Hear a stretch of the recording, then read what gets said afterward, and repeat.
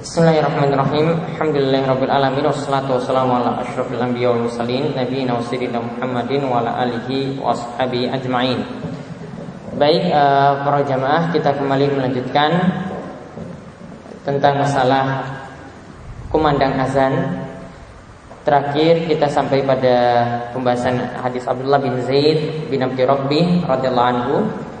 Ketika itu dia mengatakan bahwasanya saat itu dia sedang tidur, dan ada yang mengatakan padanya ya untuk mengucapkan lafaz Allahu Akbar, lalu disebutkanlah ucapan azan secara lebih lengkap. Kemudian dia mengumandangkan azan dengan takbirnya itu diucapkan 4 kali, bighairi tarji', tanpa syahadatnya itu diulang. Ya, jadi 2 kalimat syahadatnya tidak diulang, sebagaimana tadi sudah dijelaskan. Wal iqamah furada, dan iqamah diucapkan sekali. Dan 2 kali cuma ucapan Allahu Akbar saja pada iqamah. Kemudian qad qamatis shalah. Ya, qad qamatis shalah itu diucapkan 2 kali. Lalu di sini dikatakan illa qad qamatis shalah, kecuali ucapan qad qamatis shalah. Qad qamatis shalah itu diucapkan 2 kali, jadi tidak sekali. Kemudian qal falam asbahtu ataitu Rasulullah sallallahu alaihi wasallam. Ketika datang subuh, aku mendatangi Rasulullah sallallahu alaihi wasallam, kemudian menceritakan tentang mimpiku tadi. Kemudian Rasulullah SAW itu mengatakan, innaha la ru'ya haqqun. Itu sesungguhnya mimpi yang benar. Itu sesungguhnya mimpi yang benar. Maka di sini menunjukkan bahwasanya mimpi itu bisa jadi wahyu, bisa jadi dalil. Jika apa? Jika bersesuaian dengan syariat atau dibenarkan oleh syariat. Ya, jadi kalau seseorang itu mimpinya sudah ada tuntunannya. Apa yang disebutkan dalam mimpinya tersebut, amalan itu sudah ada tuntunannya. Dia mimpi sholat subuh. Subuh itu sudah ada. Ya, maka berarti sudah bersesuaian. Atau dia mendapatkan suatu amalan baru. Maka di sini bukti bahwasanya dalil itu membenarkan mimpinya tersebut. Ya, di sini Nabi SAW di sini yang langsung membenarkan mimpinya tersebut, karena Nabi SAW ini menetapkannya, berhak menetapkan. Maka beliau katakan mimpi tersebut itu benar. Ya. Seandainya ini jadi tengah-tengah kita tidak ada yang membenarkan seperti ini, maka tidak bisa jadi mimpi tersebut tidak bisa dibenarkan. Misalnya ada kiai, ya, atau seorang ulama yang bermimpi amalannya demikian, dia mimpi bahwasanya amalannya harus membaca la ilaha illallah 1000 kali. Ya, la ilaha illallah 1000 kali, dibahas lagi, ditambah lagi ini dibaca pada malam Jumat misalnya. Apakah ini bisa jadi wahyu? Jawabannya tidak. Harus bersesuaian dengan dalil. Ada enggak yang semisal ini? Oh, enggak ada. Ada yang benarkan enggak? Tidak ada, maka tidak bisa jadi dalil. Jadi mimpi itu selamanya tidak bisa jadi dalil, apalagi jadi wahyu. Yang ini misalnya mimpi tersebut ya menjadi ilham, orang tadi diangkat jadi nabi, tidak bisa. Ya, karena beberapa aliran sesat ini bisa mengangkat seorang itu jadi nabi, itu asalnya juga dari mimpi. Nah, ini mimpi yang tidak benar. Kemudian ya disebutkan al-hadis akhrajahu Ahmad, Abu Daud, As-Sahih, Tirmizi wa Ibnu Khuzaimah. Hadis ini dikatakan dikeluarkan oleh Imam Ahmad, Abu Daud, disahihkan oleh Tirmizi dan juga Ibnu Khuzaimah. Kemudian Imam Ahmad menambahkan di akhir kisah bahwasanya Bilal itu mengucapkan dalam azan subuh. Ya, Bilal, ingat ya, Bilal itu mengucapkan azan itu di Madinah. Bilal itu mengucapkan azan di Madinah. Kemudian ada lagi sahabat yang mengucapkan azan di Makkah, namanya Abu Mahdzurah. Itu yang meriwayatkan azan syahadatnya tadi itu diulang, yaitu yang tadi saya sebut dengan tarjih. Yang kalau di sini tidak. Kalau dalam azan Bilal di sini tidak pakai tarjih, syahadatnya tidak diulang. Nah, Bilal itu menambahkan pada azan subuh, as-salatu khairum minan naum. Ucapan as-salatu khairum minan naum, salat itu lebih baik daripada tidur. Kemudian ada tambahan lagi dalam riwayat Ibnu Khuzaimah dari Anas, ya, ia berkata, minas sunnati iza qala al muadzinu fil fajri. Ya, termasuk sunnah, yaitu ketika seorang muadzin mengucapkan ke saat sholat subuh, yaitu maksudnya azan subuh, yaitu mengucapkan hayya 'alal falah. Maka setelah itu dia ucapkan as-sholatu khairum minan naum. Ini dia mengucapkan as-sholatu khairum minan naum, yaitu diucapkan selama ucapan hayya 'alal falah. Maka di sini tentang pembahasan apakah ditentukan ataukah tidak mengucapkan as-sholatu khairum minan naum dan kapan mengucapkannya. Jawabannya di sini ini ada anjurannya, ada tuntunannya, ada perintahnya, yaitu mengucapkan as-sholatu khairum minan naum di sini. Ya, ini tambahan lafaz dan lafaznya itu sahih. Kalau kita lihat dalam riwayat Ibnu Khuzaimah jelas bahwasanya waktu pengucapan as-sholatu khairum minan naum itu pada azan subuh. Ya, pengucapan as-sholatu khairum minan naum itu pada azan subuh. Dan perlu diketahui bahwasanya azan saat subuh itu ada 2 kali. Yang pertama itu untuk membangunkan tahajud. Yang pertama itu membangunkan tahajud.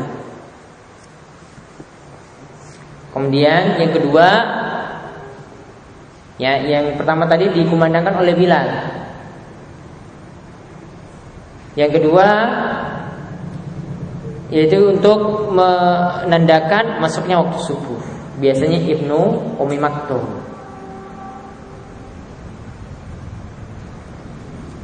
Nah, di mana lafaz ini itu diucapkan? Lafaz as-sholatu khairum minan naum, apakah pada azan pertama ataukah pada azan kedua? Di sini para ulama berselisih pendapat. Namun pendapat yang lebih tepat dalam masalah ini, sebagaimana ini dipilih oleh mazhab Hambali dan juga dipilih oleh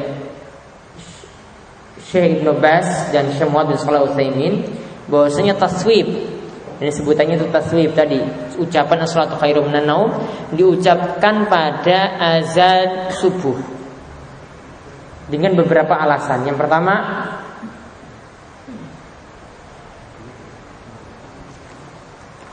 bahwasanya kalau disebutkan dalam hadis azan pertama dan azan kedua itu bukan berarti azannya itu mesti tadi azan yang tadi sebelum subuh dan azan kedua adalah untuk menandakan masuknya waktu subuh. Tidak demikian. Kata Syekh Muhammad bin Shalih Al-Utsaimin, yang dimasukkan dengan azan yang pertama itu bisa jadi adalah azan ketika subuh itu sendiri. Azan keduanya adalah iqamah, karena iqamah juga bisa disebut dengan azan. Kemudian alasan yang lainnya,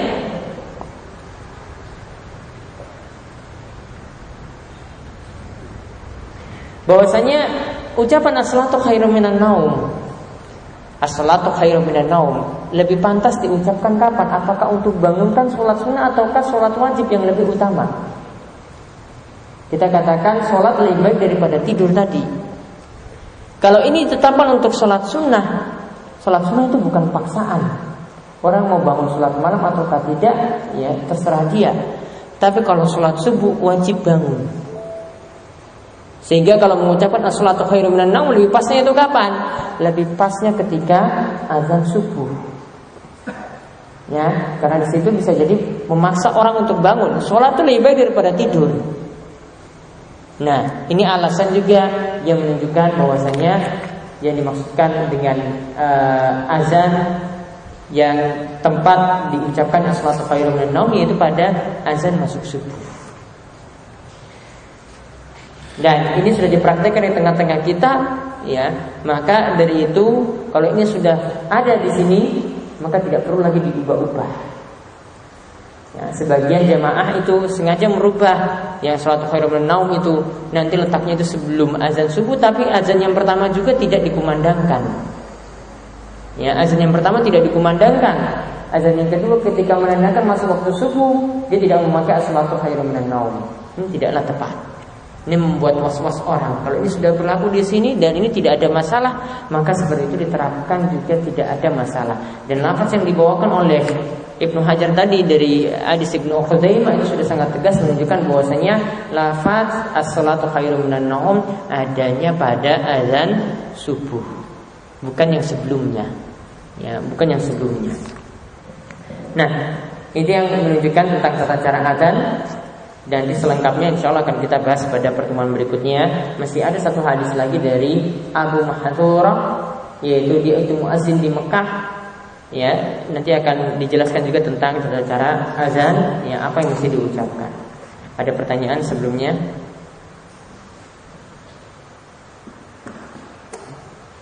Ya.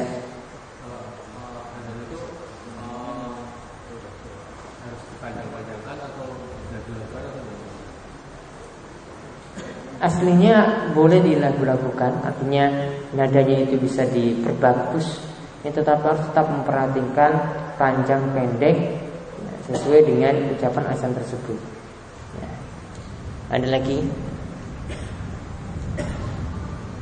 Baik, kalau tidak ada, ya, kita cukupkan sekian. Mudah-mudahan bermanfaat dan insyaallah mudah-mudahan minggu depan kita bisa berjumpa lagi untuk melanjutkan pembahasan tentang azan.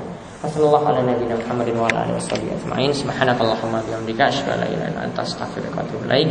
Assalamualaikum warahmatullahi wabarakatuh.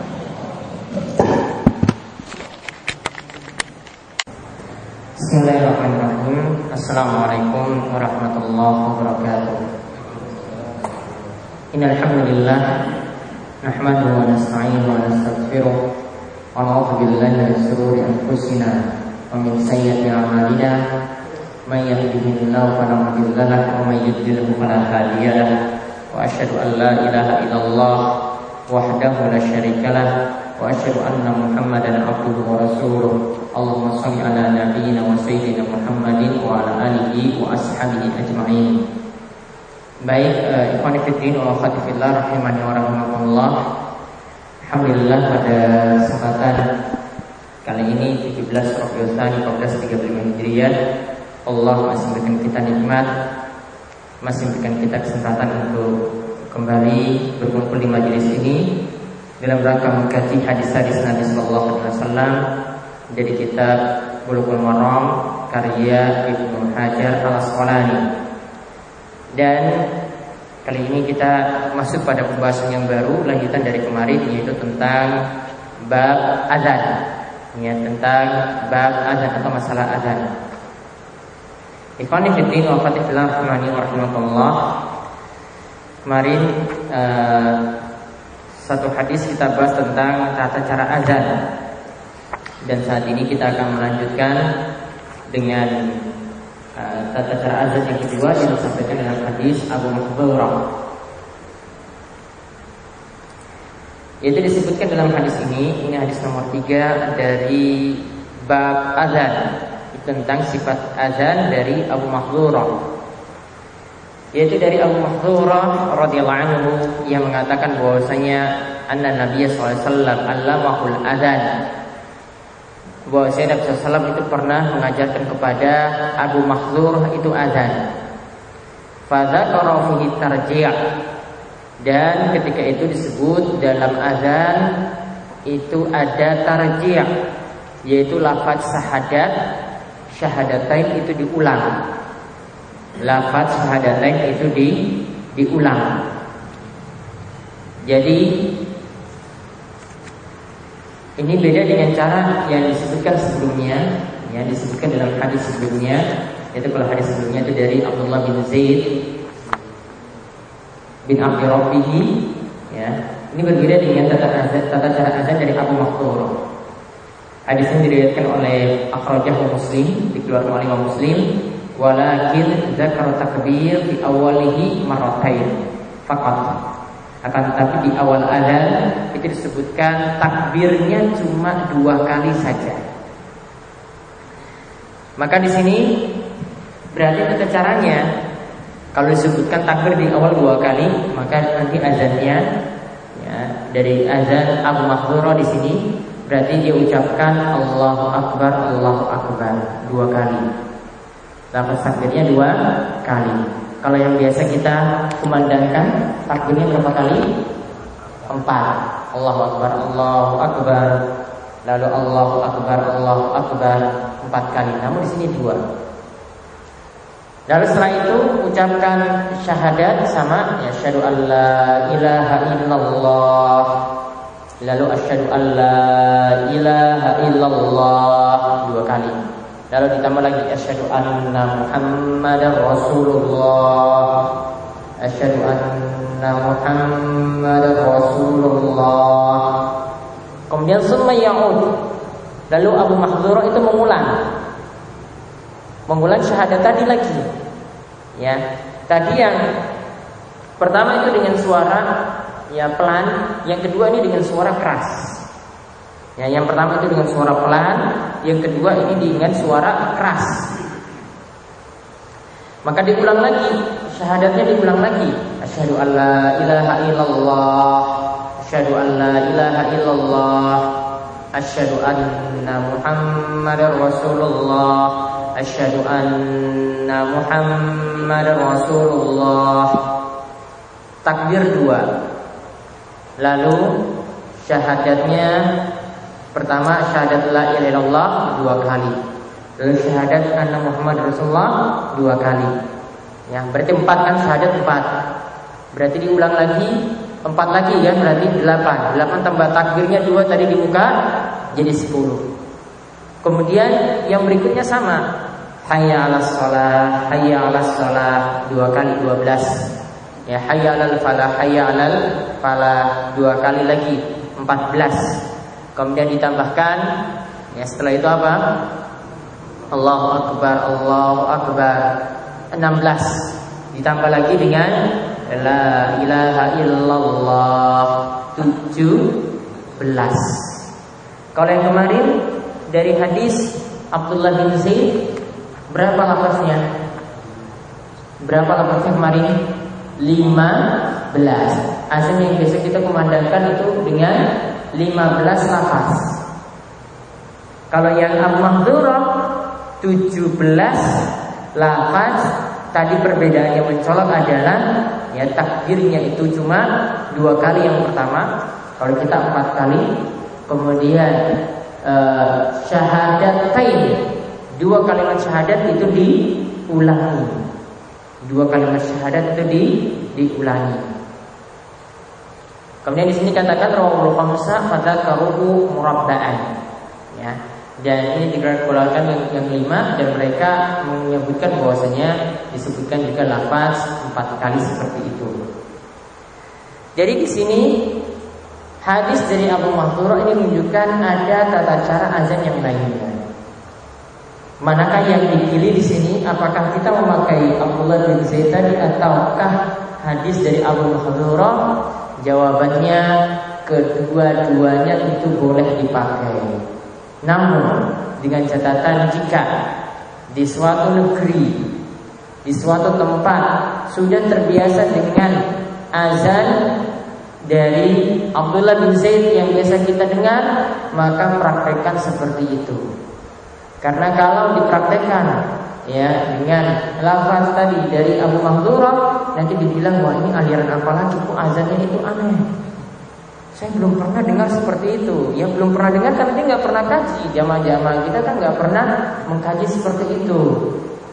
Ya, maka jangan dulu kita buat aneh. Beda kalau masyarakat itu sudah terdidik, sudah paham dengan hal ini, baru kita ya mungkin bisa seperti itu, ya silakan. Namun yang jadi mazhab di negeri kita ya biasa memakai lafaz dari Abdullah bin Zaid. Namun di beberapa negara, misalnya kalau kita melancong ke negara-negara lainnya, ya beberapa negara itu memakai azan seperti Abu Mahdzurah. Jadi nggak heran lagi, wah ini azannya kok 17 kalimat. Ya dulu kalau pernah tahu, ya itu maka dia nggak merasa aneh lagi. Nah ini fungsinya kita itu mengkaji suatu ilmu seperti itu. Beda kalau kita nggak pernah duduk di majelis, tidak pernah mengkaji, maka ada sesuatu yang aneh-aneh, ya kita itu nganggap maka itu sesat. Ada yang berjenggot nanti dibilang sesat, Ya, ada yang celananya kok di atas mata kaki, nanti dibilang sesat, padahal nggak pernah mengkaji, ya kan? Nggak pernah mengkaji. Coba kalau dia buka-buka buku agama, ya, bukanya setiap hari cuma komik, bukanya setiap hari cuma buku kuliah, ya, yang tadi terapan seperti itu dia karena ada dasar ilmu dia terapkan. Ada dasar ilmu dia mengkajinya, dia amalkan, dia praktekkan seperti itu. Ada wanita yang bercadar, ya yang tahu ilmunya pasti nganggap biasa. Nah seperti itu biasa saja, ya sudah tahu ilmunya. Namun kalau tidak pernah mengkaji bagaimana? Ya nanti menganggap aneh seperti ini. Kok ada ini kurang ajar sekali, kok azan sampai 17 kali ini bawa aliran baru. Padahal tidak seperti itu. Kita sudah lihat di sini nih, sudah dilihat bahwasanya ini ada tuntunan atau dasarnya. Maka itulah pentingnya ilmu. Yang namanya ilmu, ya itu bisa kita keraguan-raguan itu jadi hilang. Ya, yang namanya dorongan hawa nafsu juga nanti bisa hilang. Itu karena didasari dengan ilmu. Ya, kalau kita dasari hidup kita, ya dalam kita itu beramal dengan ilmu, maka pasti nanti ya segala macam keraguan itu akan hilang, ketidaktahuan juga akan hilang, ya berbagai macam syubhat itu akan hilang, berbagai macam syahwat juga bisa teratasi. Beda kalau seseorang itu tidak pernah mengkaji ilmu. Makanya Nabi SAW itu katakan orang yang mengkaji ilmu ini maka dia akan dimudahkan baginya jalan menuju surga.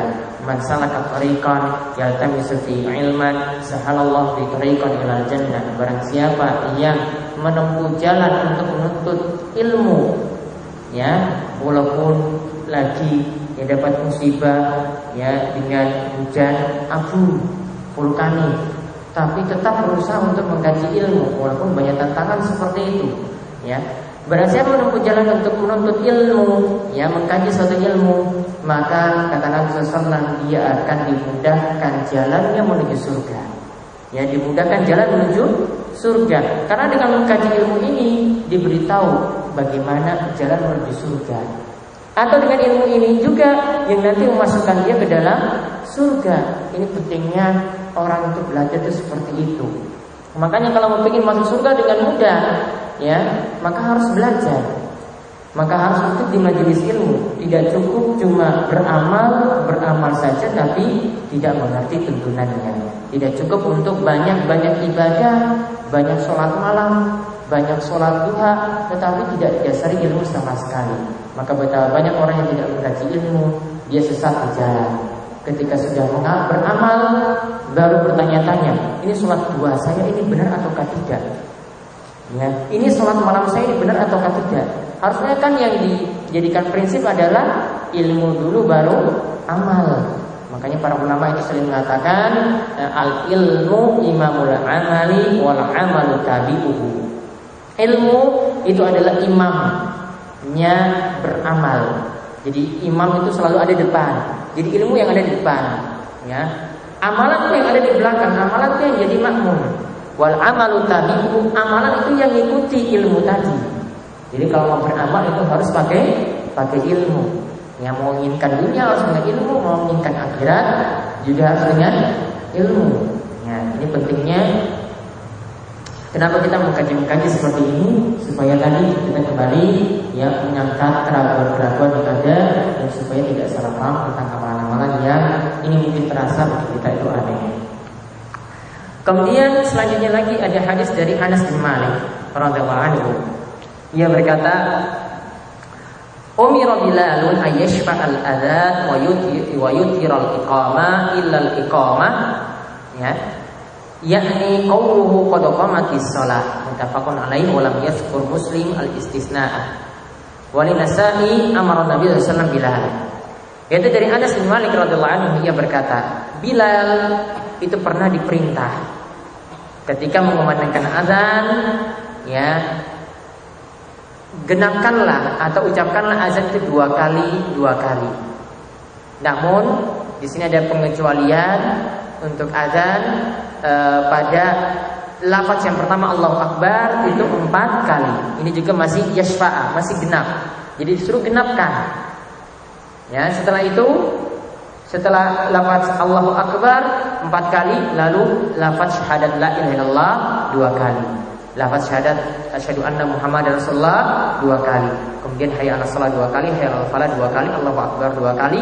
Lalu yang dikecualikan yang terakhir ini lafaz la ilaha illallah yang terakhir cuma sekali. Jadi totalnya itu ada 15 kalau berdasarkan hadis Abdullah bin Zaid. Wa yutirul iqamah, dan lafaz iqamah itu dibuat ganjil. Kalau lafaz ajan tadi dibuat genap atau 22 atau 4 tadi, tapi lafaz iqamah dibuat ganjil. Kecuali lafaz yang pertama kan, iqamah Allahu Akbar 2 kali. Setelah itu asyhadu alla ilaha illallah 1 kali, asyhadu anna Muhammadar Rasulullah 1 kali, hayya 'alas shalah 1 kali, hayya 'alal falah 1 kali. Kemudian Allahu Akbar berapa kali setelah itu?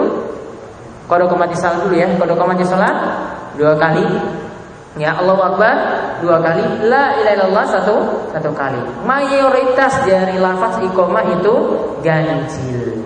Kecuali Allahu Akbar pertama, qad qamati shalah kedua, ya. Terus ada Allahu Akbar lagi, ya. La ilaha illallah terakhir juga cuma sekali. Mayoritasnya itu dengan lafaz yang ganjil. Ilal iqamah, kecuali iqamah, yaitu panggilan iqamah maksudnya apa di sini? Ibnu Hajar disebutkan maksudnya qad qamatis shalah. Pada lafaz qad qamatis shalah tidak ganjil. Ya, salat telah ditegakkan, salat telah ditegakkan, salat akan ditegakkan, salat akan ditegakkan. Itu diucapkan 2 kali. Muttafaqun alaihi, hadis ini diriwayatkan oleh Imam Bukhari dan Muslim. Dan pada lafaz Muslim itu tidak disebutkan istisna, yaitu tidak disebutkan kecuali lafaz iqamah qad qamatis shalah, tidak disebutkan dalam lafaz Muslim. Dalam lafaz Nasa'i, ya, Nabi SAW itu perintahkan kepada Bilal. Jadi ini adalah perintah kepada Bilal, cara azannya seperti itu.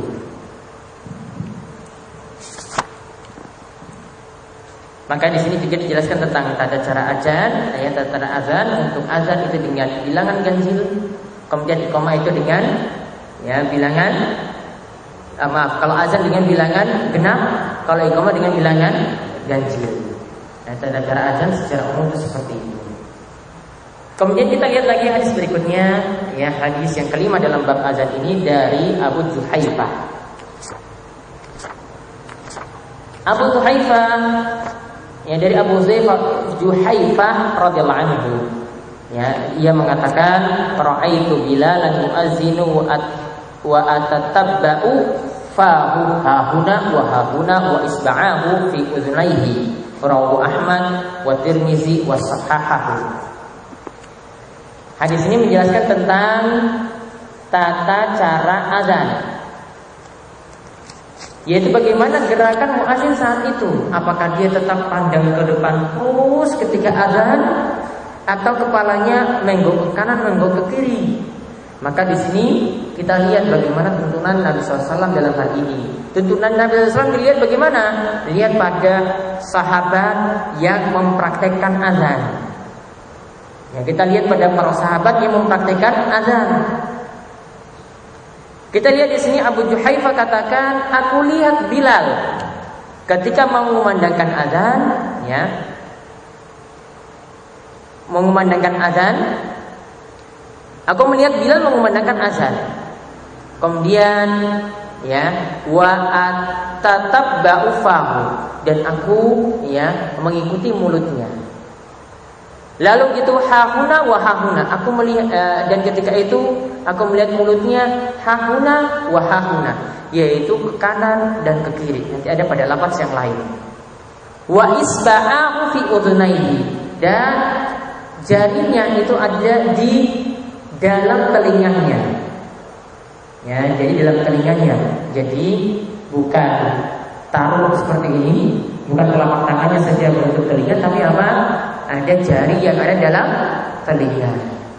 Ya, kalau di sini tidak ditegaskan jari apa, tapi kan yang paling mudah jari apa? Telunjuk. Ya, yang paling mudah jari telunjuk. Jadi jarinya ditaruh di telinga, menutupi telinga. Jadi bukan telapak tangannya yang tutup, tapi jarinya yang tutup. Kemudian hadis ini diriwayatkan oleh Ahmad dan Tirmizi mensahihkannya.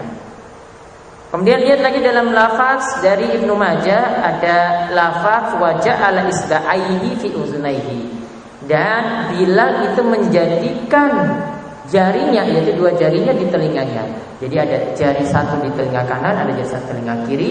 Dalam lafaz Abu Dawud ya disebutkan lawa unuqahu.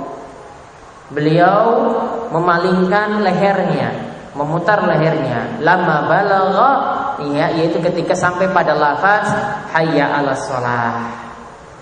Nanti ke kanan yaminan wasyimalan walam yastadir, dan beliau tidak memutar.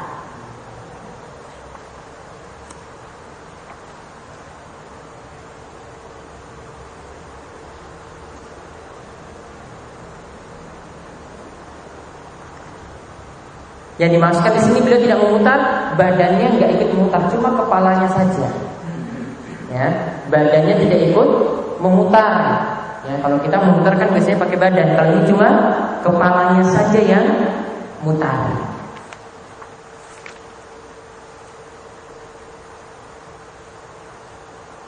Nah, maka di sini ada dua hal yang diterangkan dalam tata cara azan yang dicontohkan oleh Bilal di sini. Yang pertama, ya, ketika lafaz hayya 'alas shalah, hayya 'alal falah, ya, maka muazin ketika itu memutarkan kepalanya ke kanan.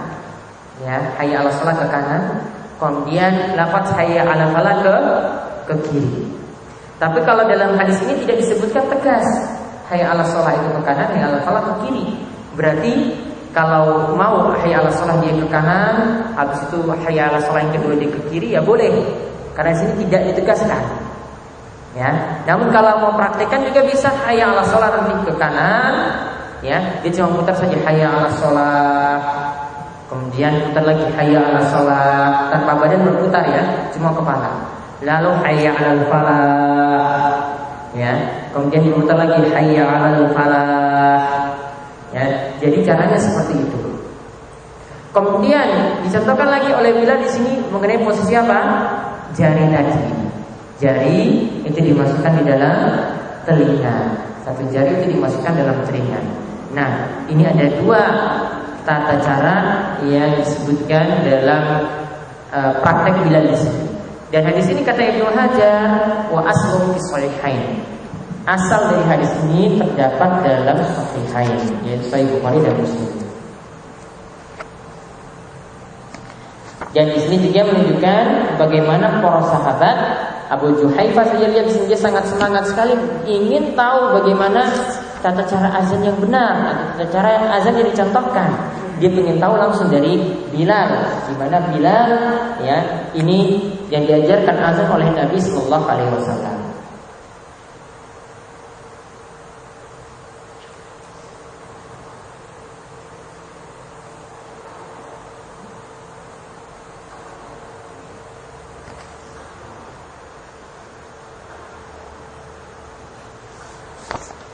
Kemudian hadis berikutnya lagi.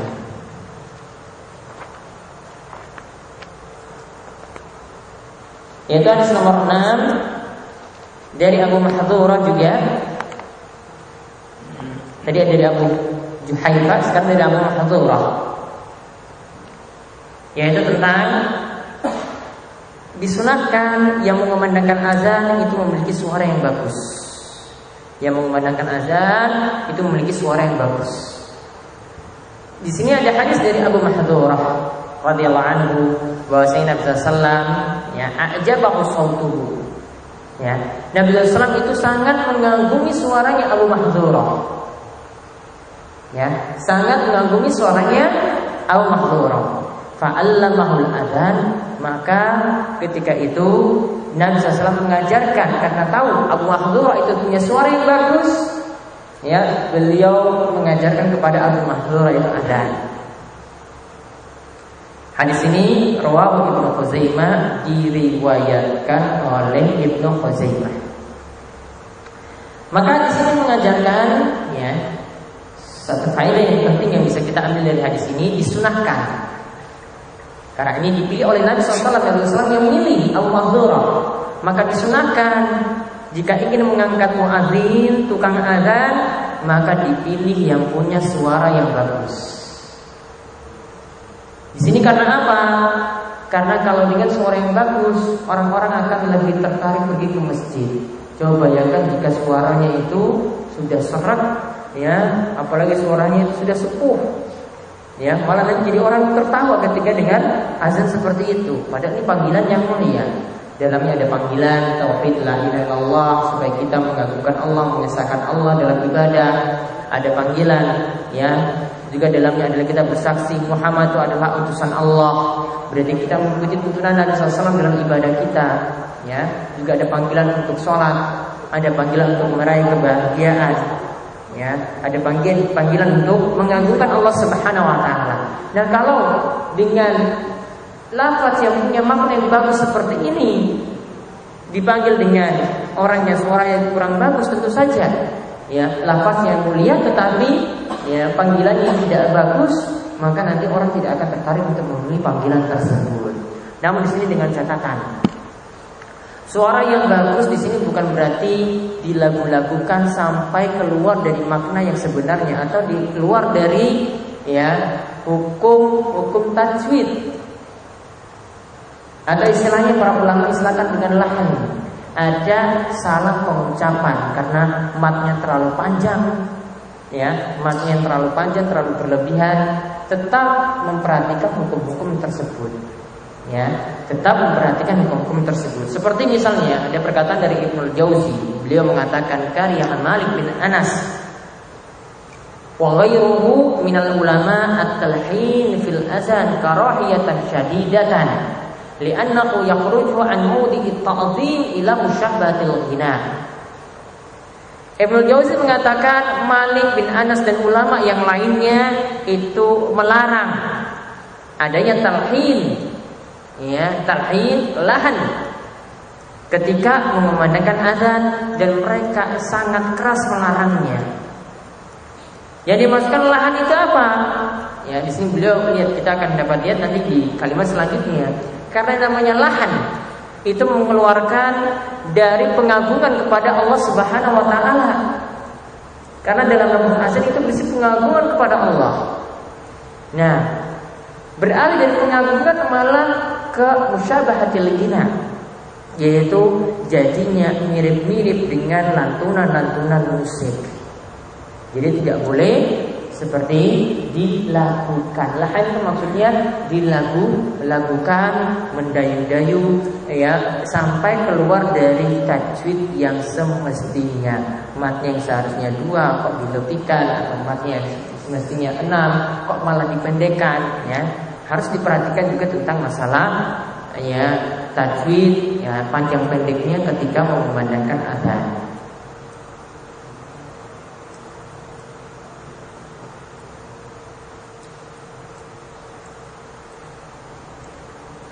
Seperti juga sama halnya, ya, tidak boleh juga ketika membaca Al-Quran juga seperti itu. Artinya yang mendayu-dayu di sini sampai melebihi dari aturan yang semestinya dari panjang pendek ketika kita membaca Al-Quran.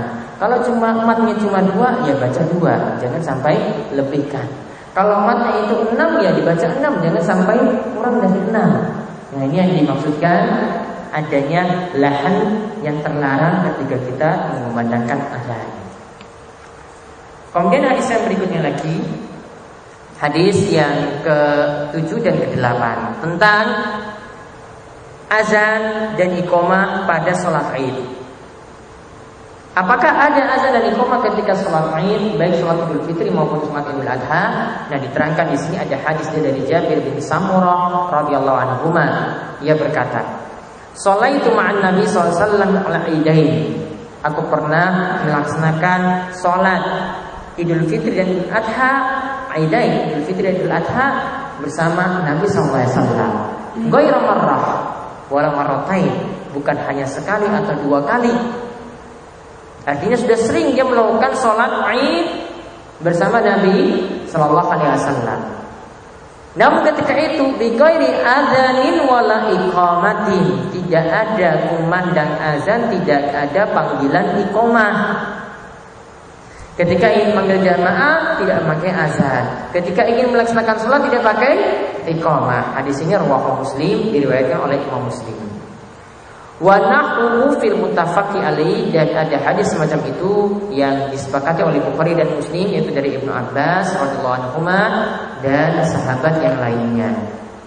Intinya di sini hadis dari Jabir bin Samurah ini menunjukkan bahwasanya untuk sholat Id tidak ada azan dan tidak ada iqamah.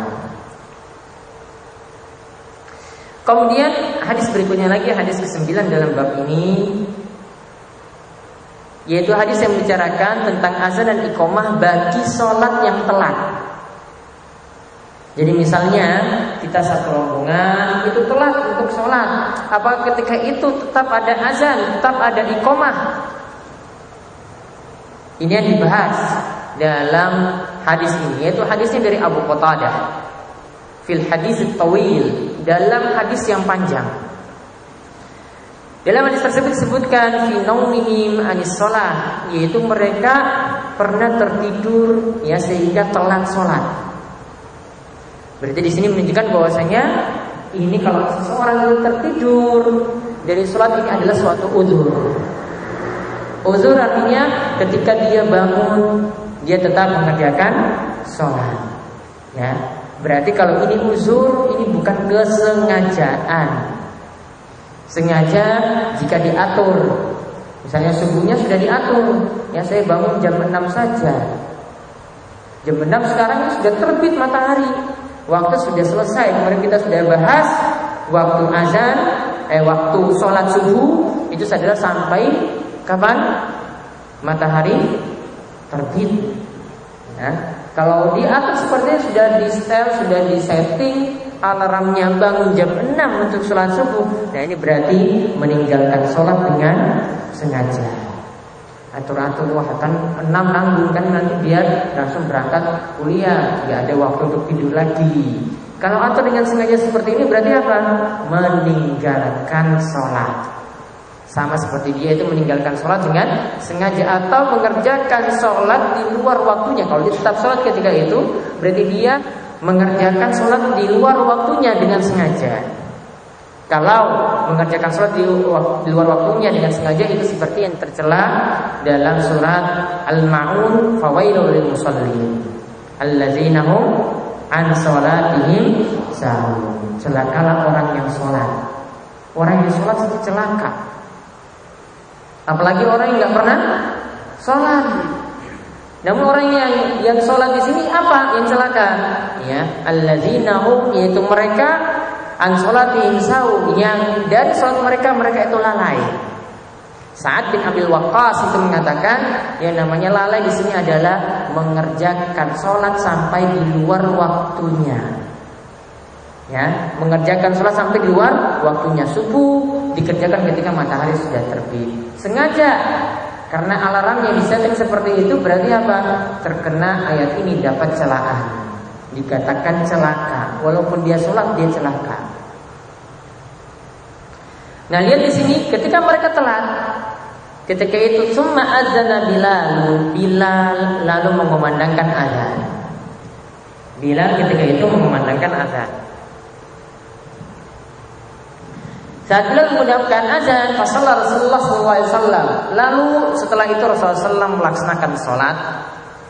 Kama kana yasna'u kulla yaum, sebagaimana ya dia lakukan setiap harinya. Rawahu Muslim, hadis ini diriwayatkan oleh Imam Muslim. Maka di sini menunjukkan kalau orang sholatnya itu telat, ya, apalagi di sini jika sholatnya ini satu rombongan, misalnya kita lagi bersafar, semuanya ketika itu bangunnya telat, bukan kesengajaan, ya memang telat karena tertidur, satu rombongan. Ya, maka ketika mereka melaksanakan jamaah, boleh azan lagi dan iqamah? Jawabannya boleh. Jadi hadis ini faedahnya apa? Diperbolehkan. Ya, ketika telat sholat tetap dikumandangkan azan dan iqamah.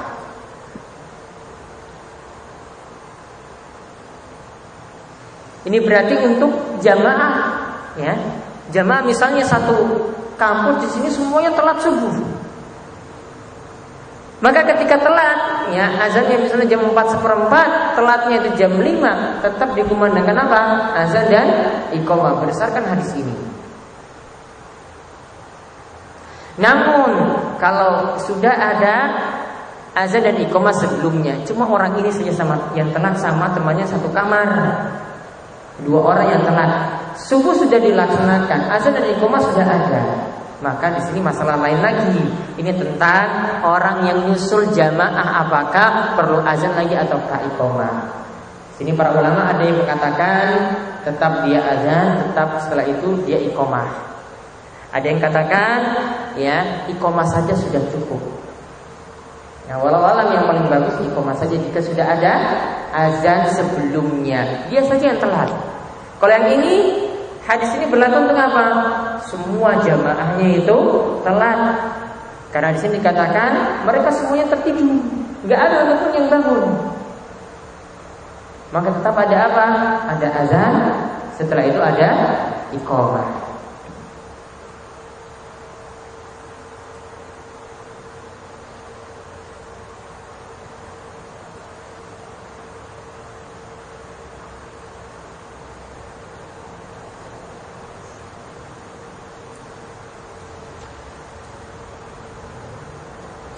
Namun sini para ulama katakan, ya, ini biar tidak rancu lagi. Kalau ini pembahasan ini diterangkan oleh Syekh Abdullah Al-Fauzan, ini berlaku bagi sholat yang luput sampai keluar waktu. Dan ini berlaku pada orang yang mereka di situ tidak mendengar adanya azan dan iqamah. Ya, mereka misalnya pergi jauh, berada di padang pasir, berada di tengah-tengah hutan, maka ketika mereka telat tetap ada azan, tetap ada iqamah. Ini sampai keluar waktunya. Namun jika kita di negeri yang masjid-masjid sekitar sudah kumandangkan azan, sudah ada iqamah, maka ini Syekh Abdullah Al-Fauzan katakan kita boleh mencukupkan dengan azan dan iqamah di situ. Tujuannya juga biar orang itu nggak rancu. Nanti kalau ada yang azan jam 6 pagi, coba jam 6 pagi azan, ada iqamah ketika itu dikira di sini sholat subuh itu sudah berubah waktunya. Ini kan bahaya. Namun kalau sudah sekitarnya sudah menangkan azan, maka sudah mencukupi dengan mereka. Karena kemarin kita sudah bahas hukum azan, ya maupun iqamah itu hukumnya adalah fardu kifayah. Artinya sebagian itu sudah lakukan, maka sudah cukup bagi yang lainnya.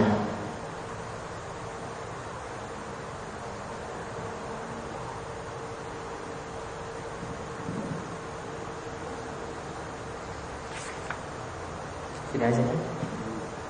Sudah azan? Belum.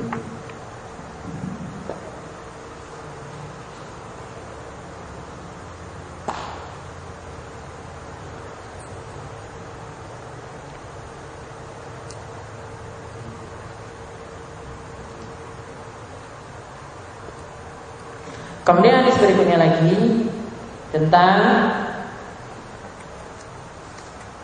jika ada 2 rombongan maka cukup azan itu ya dikumandangkan sekali saja, tidak satu kelompok itu azan ya lalu kelompok lainnya lagi kumandangkan azan juga. Kita lihat ya hadis riwayat Muslim walahu an Jabir, yaitu dalam hadis riwayat Muslim dari Jabir radhiyallahu anhu bahwasanya Nabi sallallahu alaihi wasallam atal Muzdalifah, pernah datang ke Muzdalifah, fa shalla bihal maghrib wal isya bi azanin wahid wa iqamatain. Ya. Ketika itu Nabi SAW ini untuk sholat, ini dimaksudkan sini sholat yang dijamak, bukan sholat dengan 2 rombongan, namun sholat yang dijamak, maghrib dan isya, zuhur dan asar. Sholat yang dijamak azannya cukup sekali. Sholat yang dijamak azannya cukup sekali. Ya. Jadi ketika zuhur kumandangkan azan, asarnya ketika ingin dijamak, asarnya misalnya dimajukan ke waktu zuhur, maka ketika itu cukup iqamah saja, azannya cukup sekali yang pertama. Yaitu dari Jabir bahwasanya Nabi SAW itu pernah datang ke Musdalifah fasalla biha, maka Nabi SAW itu sholat di situ, yaitu sholat maghrib dan isya. Ini terjadi ketika musim haji, yaitu ketika tanggal 10 Dzulhijjah, ya, ketika itu setelah lepas dari Arafah kemudian mampir ke Musdalifah untuk bermalam. Ketika itu Nabi SAW sampai ke Musdalifah, Nabi SAW sholat maghrib dan isya di Musdalifah di adzanin wahidin wa iqamatain, dengan sekali azan namun 2 kali iqamah. Jadi ketika ingin kerjakan sholat maghrib dan isya, azan dulu pertama kali, setelah itu iqamah untuk maghrib, lalu ketika maghrib sudah selesai dikerjakan, lalu kerjakan lagi sholat isya dengan iqamah terlebih dahulu. Dalam hadis yang ke-11 yaitu dari riwayat Muslim juga dari Ibnu Umar, dia katakan bahwasanya Nabi SAW jama'a bainal maghribi wal isya bi iqamatin wahidatin. Nabi SAW itu pernah menjama' antara salat maghrib dan isya, ya, bi iqamatin wahidatin, dengan sekali iqamah. Jadi ketika itu menjama' iqamahnya cuma sekali. Zada Abu Dawud, ya, li kulli salatin. Iqamahnya itu di setiap kali salat. Ya, Abu Dawud menambahkan, ya, iqamahnya itu di setiap kali sholat. Maksudnya maghrib itu iqamah, isya juga iqamah. Wa fi riwayatin lam, di riwayat yang lainnya, ya, dari Abu Dawud juga disebutkan walam yunadi fi wahidatin minhuma, dan tidak dipanggil dengan kumandang azan dari kedua sholat tersebut. Azannya cuma sekali saja. Maka di sini ada faedah berharga yang bisa kita ambil, yaitu ketika sholat ingin dijama', ya, azannya cukup sekali dan iqamahnya 2 kali untuk masing-masing sholat.